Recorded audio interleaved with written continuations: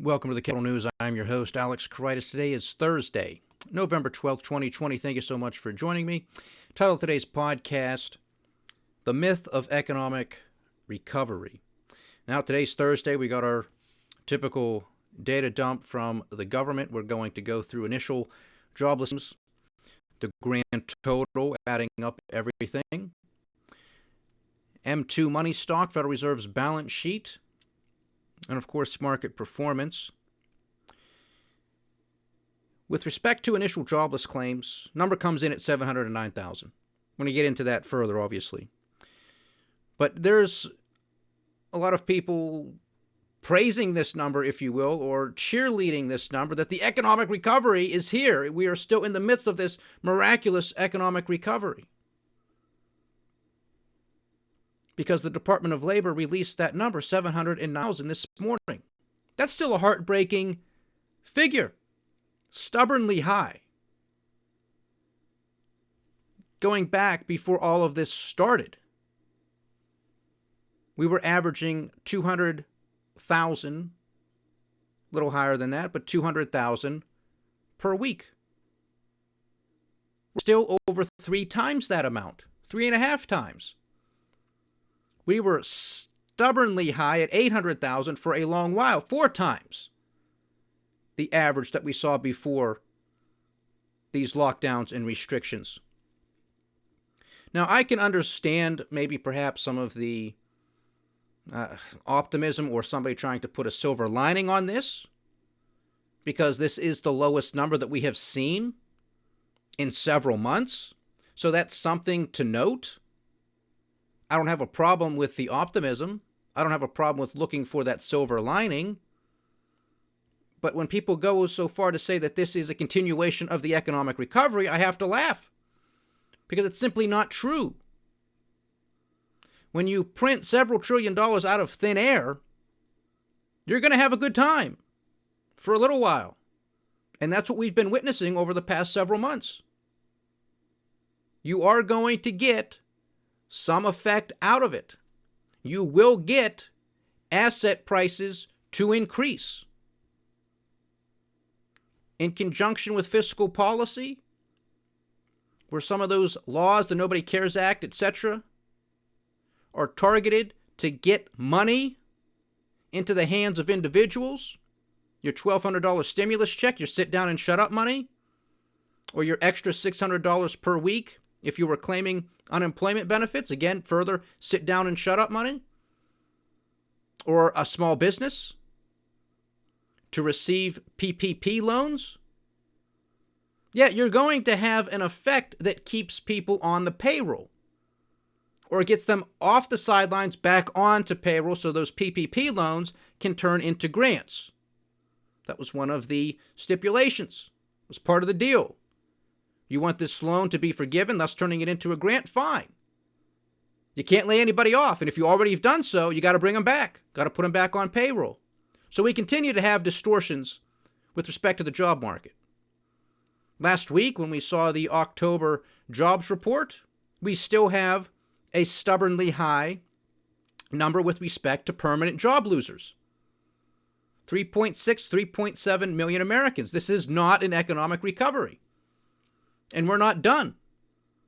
So this is something that politicians right now, they may go with that narrative that the economy is humming right along, that the Nobody Cares Act is working perfectly well, that headline unemployment is at 6.9%, inflation is relatively in check. This is their BS. These are their numbers. I'm just giving you the narrative here.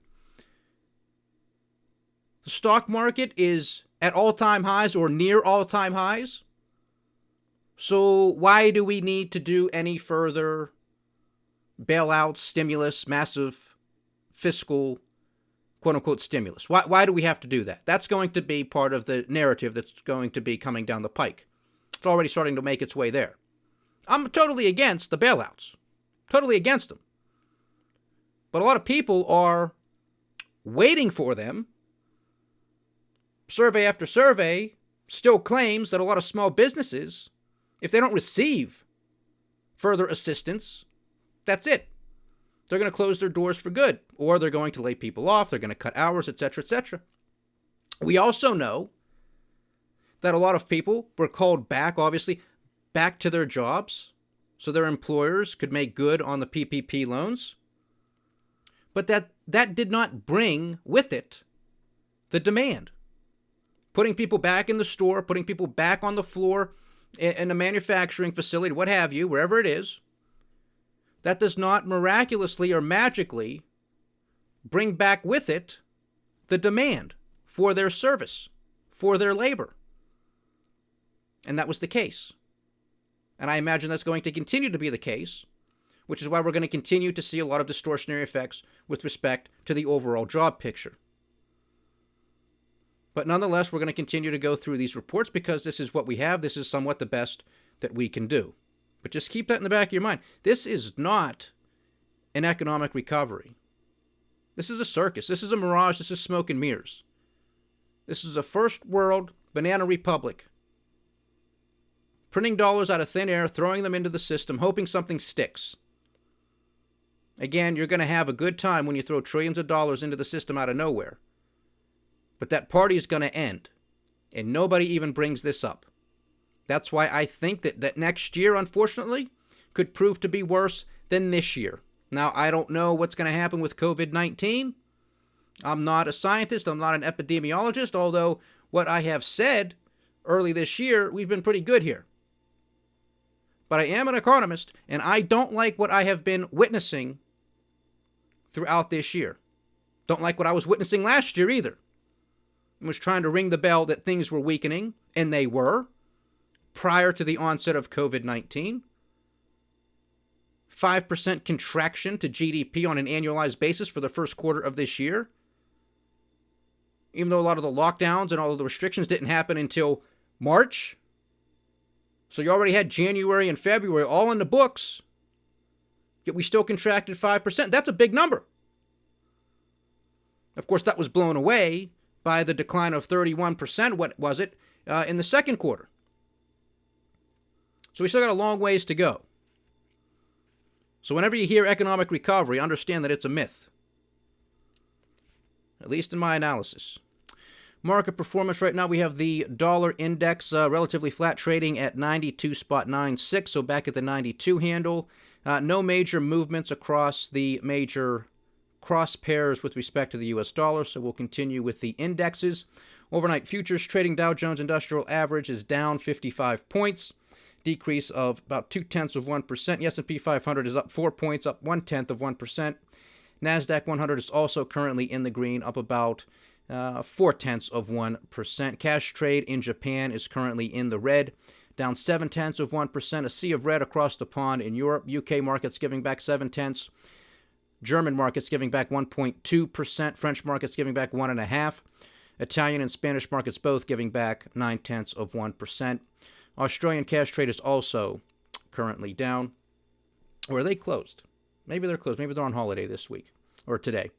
Let's see. On the commodity front, we have WTI down about 1.75% at $40.40 a barrel. Brent is also down 1.5% at $42.92. Natural gas also in the red, $2.96. So a reversal there. Everything was in the green past couple of days. Now it is in the red. Gold and silver both holding on steady, both currently in the green right now. Gold is trading at $1,878 an ounce. Silver is at $24.24. I guess a return to a flight to safety with the U.S. Treasury market, at least for the time being. Uncle Sam's 10-year junk note is yielding 0.87%. And again, I just want to give a little bit of perspective here because we've talked about this many times with respect to the sell-off that we witnessed in the fourth quarter of 2018. Got to go back to the fourth quarter of 2018. We saw that about 20% decline, okay? And this was because the Federal Reserve was allowing their balance sheet to roll off. Quantitative easing was pretty much over. The economy was booming, we were told. So now's the time to stop with this emergency policy that we have been working with for the past decade. I mean, if not then when? Because we went right back to it. But we had a federal funds rate, the rate at which the Federal Reserve controls, 2.25%. Couldn't do it. Markets threw a hissy fit. Thunder thumbs threw a hissy fit. 2.25% federal funds rate.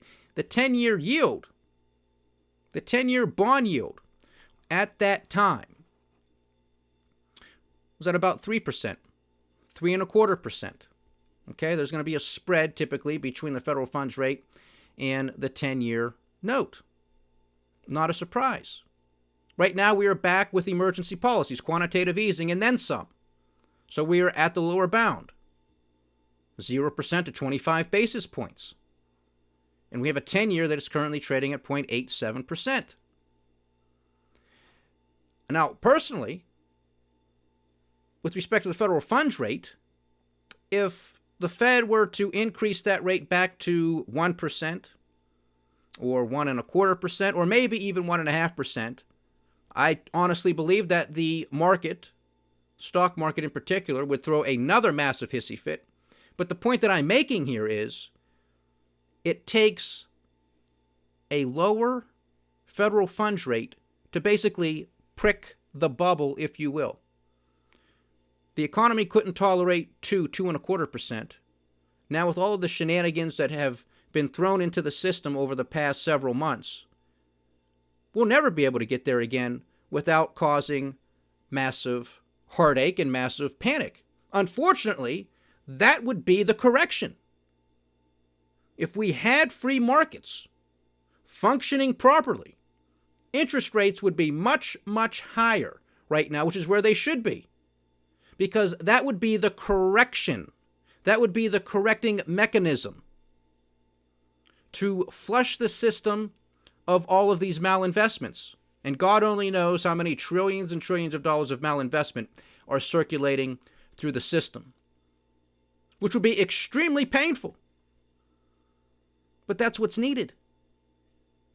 That's what's needed. We need a massive detox. I have to go cold turkey. But there is no leadership. No politician is going to come to the fore and say this, because our central bank, as are other central banks, they're covering the rear ends of these politicians. So they're never going to come out and denounce the Federal Reserve or the ECB or the Bank of Japan or et cetera, et cetera. They're not going to do it. This is their get-out-of-jail-free card.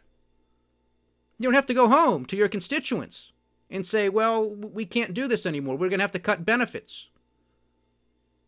Nobody wants to hear that. No politician wants to take things away. All they want to do is add more stuff. Free stuff, of course. They just want to add to it. There's no serious discussion of any of this. And the system is that much more fragile as a result, which is why a Fed funds rate at 1.25%, maybe 1.5% is all it's going to take to push the markets and the economy over the cliff. I mean, again, 2018, fourth quarter, 10-year yield, 3.25%. All right, so if you take that type of spread and you add it to where we might be at 1%, you're at 2.25 on the 10-year. And so many other loans are pegged, basically, to the 10-year, such as mortgages. And now we continue to see median housing prices go through the roof. I think they're up 12% year over year. Was another data point that came out. Over $300,000, the median home price on existing homes. Up 12%, and they tell us there's no inflation. 12%. I think they said that's 4 times faster, a rate of increase, 4 times that of incomes. But they'll also tell us there's no inflation. So there you have it, folks. That's some of the market performance. Let's get through the Fed's balance sheet and M2 money stock, and then we'll jobless claims. So the Federal Reserve's balance sheet currently stands at $7,175 billion. We are higher from the prior week of about $18 billion, and we are just $2 billion shy of our all-time high, which we witnessed back on October 21st, which was when it was at $7,177 billion. So we just need a couple billion more, and we will hit an all-time high. And as we know from Jay Powell, chairman of the Federal Reserve, in conjunction with other members of the Federal Reserve System, they're going to do whatever it takes, which has been their mantra for the past several months, continuing to call on Congress to do more fiscal spending, to have something that is a little bit more targeted, something a little bit more surgical, I guess would be their argument, as opposed to something that's more broad. So I guess Congress has the scalpel and the Federal Reserve has the hatchet. I guess that's sort of their argument here. But even if Congress does not act from a fiscal standpoint, don't worry your pretty little heads. The Federal Reserve will continue to pump money into the system, and we will continue to see this number go up because there is no economic recovery. And they know this. They know this, and they've put out warnings across the board in tandem, central banks that is, expect a choppy winter. Now, that could be on the back, of course, of COVID-19. We have the traditional flu season coupled with COVID-19, a lot of increases that is making its way through the system. And these guys, they just want to hedge their bets. There's only so much we can do. Congress isn't coming to help you, and it's going to be a choppy few months. So we'll continue to see what happens, but these are the games that these guys want to play with us. M2 money stock, again, hitting another record all-time high, $18,809,000,000. So getting close to $19 trillion with respect to M2 money stock. Continuing to look at M2 money stock, but on a year-over-year basis, which we had mentioned, I think, 2 or 3 weeks ago, just to put this into some perspective. And you have this time series data going back to 1981, 1982. Year-over-year basis for M2 money stock is at 24.2%. I really suggest to the audience to go look up this data. Again, you can find this on the Federal Reserve Economic Data, FRED. Google it. When you get onto their website, in the search bar, simply type in assets, and it should come up this is M2 money stock. Just type in M2 money stock. It'll come right up. What will come up first will be that nearly $19 trillion figure. That's the levels of the data. Just click on Edit Graph, and then change the units from billions of dollars to percent change from a year ago, and you're going to come up with what I'm looking at right now, 24.2%. And you don't need any type of fancy special degree from anywhere. You just need some common sense and eyeballs. And you look at this chart and you say, this is not right. This is not sustainable. We've never seen anything like this. Going all the way back to 1981, 24.2%. The next highest that you see, you got to go all the way back to 1983,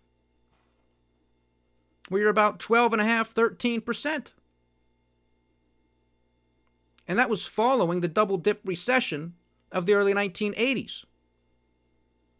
This is just staggering, ladies and gentlemen. And this is to look for it. But nobody's going to tell you that this is of concern. The cheerleaders on Fox Business, CNBC, Bloomberg, hey, as long as the stock market keeps going up, they don't care. They don't care. That's the problem. Nobody cares if it's at any expense. That's the problem. We are losing ourselves. We are losing our country because as long as the number gets bigger, as long as it goes up, people are just going to sit down and shut up. And that's exactly the wrong thing to do at this time. But there you have it. Look it up. I suggest that you do. Initial jobless claims in the week ending November 7th. The advanced figure for seasonally adjusted initial claims was 709,000, a decrease of 48,000 from the previous week's revised level. The previous week's level was revised upward by 6,000 from 751,000 to 757,000. So again, week ending November 7th, 709,000. For the week ending October 31st, continuing jobless claims now rest at 6,786,000. This is a decrease of some 436,000 from the prior week, being October 24th. Recall, there is a lag on that number. When we add it all up for persons claiming unemployment insurance benefits in all programs, that takes into consideration regular state, federal employees, newly discharged veterans, pandemic unemployment assistance, pandemic emergency unemployment compensation. Both of those are the children of the Nobody Cares Act. Extended benefits, additional benefits, and work share. You get a grand total of 21.1 million Americans still claiming some form of UI benefit. This is a decrease from the prior week of 374,000. So that is in the right direction. Again, this lags 2 weeks, so this would be for the week ending October 24th. Again, 21.1 million people. The bulk of the decline came from regular state unemployment, a decrease from the prior week of nearly 600,000. However, we saw sizable gains in both the Pandemic Unemployment Assistance Program and the PEUC program. With respect to PUA, up 100,000. With respect to PEUC, up about 160,000. Now, of course, regular state has been coming down, but we've been witnessing the children of the Nobody Cares Act, those programs, we have been seeing those numbers increase over the past several weeks, unfortunately. But that's because this is a myth of economic recovery. Because a lot of the decline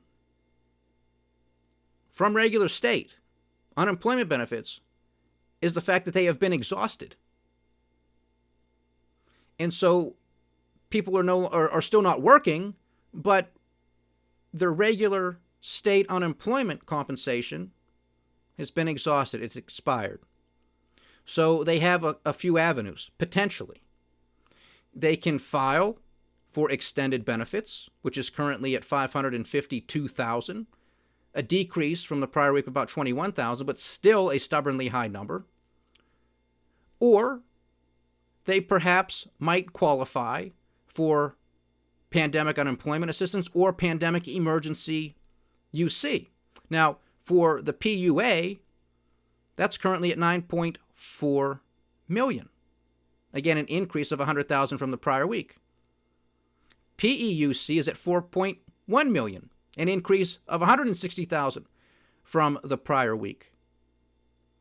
So people are still unemployed and for a long time. And that actually syncs up with what we just read the other day with respect to the October jobs report, that long-term unemployment has been trending higher, which is not a good thing, because that could very well start leading to permanent job losers, which again stands at about 3.6, 3.7 million, which could push that number higher over the coming months. We don't want to see that, but I imagine that's unfortunately what's going to take place. Not to mention a lot of people who are still on furlough.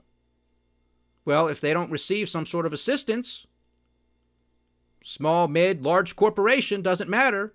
If those employees are on furlough, if Uncle Sam doesn't come through with some more Banana Republic money, they're getting laid off. And we could have, unfortunately, a spike in initial jobless claims and a continuation in an upward trend of permanent job losers. I hope that's not the case, but that looks like what is coming down the pike. And of course, those two children of the Nobody Cares Act, PUA and PEUC, also help gig workers and small businesses. So that's also in agreement with what the surveys, that if they don't receive further assistance, that they're going to close up shop, cut hours, lay people off. Well, that's where those employees and small business owners would go, because they're most likely not going to qualify for regular state unemployment. But they could very well qualify for PUA or PEUC. And again, both of those numbers have been trending upward and were both up 6 figures, both from the prior week. So a lot of distortionary effects continue to make its way through the jobs market, and we're just doing our best. We're trying to do our best to make as much sense of it as we possibly can. And then if you look further into some of the footnotes of this report, you're going to see most recent week used covered employment of 146.5 million as the denominator. So if you took the 21.1 million and divided it by that 146.5, you're coming up to about 14%.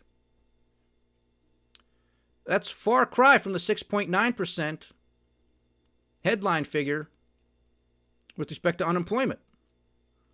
So this is really the myth of economic recovery.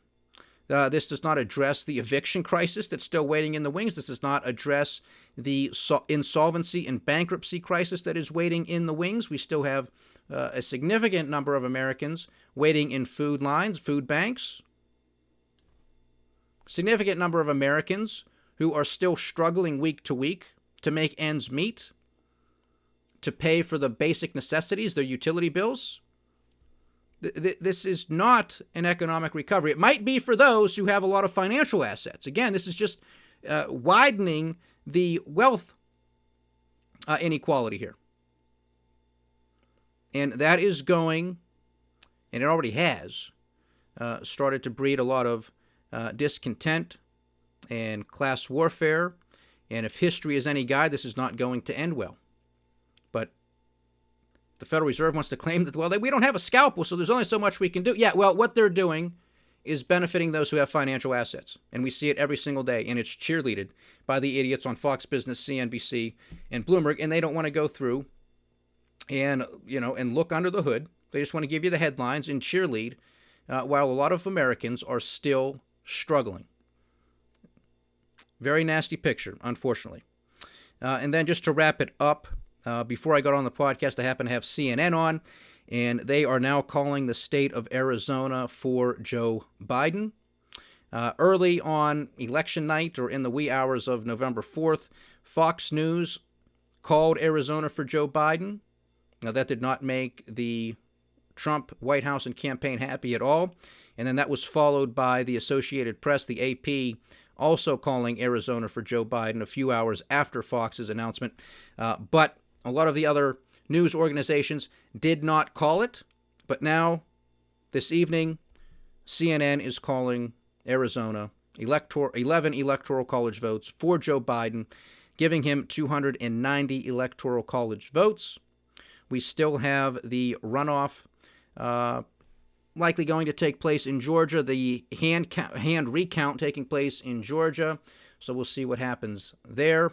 North Carolina is very likely going to end up in the hands of Donald Trump. But with every state that Joe Biden gets, of course, that solidifies his win and his lead, even for those of you who are still clinging to hope that Trump can overturn some states. The bigger the lead, the harder it's going to be for that to happen. And I don't expect that to happen. And I really hope the President of the United States starts to come to terms with reality and can put the country before his pride and his ego, and can continue with the long-standing tradition of a peaceful transition of power. We're even starting to see a lot of big-named Republicans finally in the Senate calling for the President of the United States to start the transition and to turn over classified information to the Biden team so there can be a smooth transition of power. So reality is going to start sinking in, but let's just hope it happens gracefully, because it would really send a good message for the country. But I'm really not holding my breath. But there you have it, the myth of economic recovery. Stay diversified, stay vigilant, and stay with the Capital News. I am Alex Kreitis. Godspeed.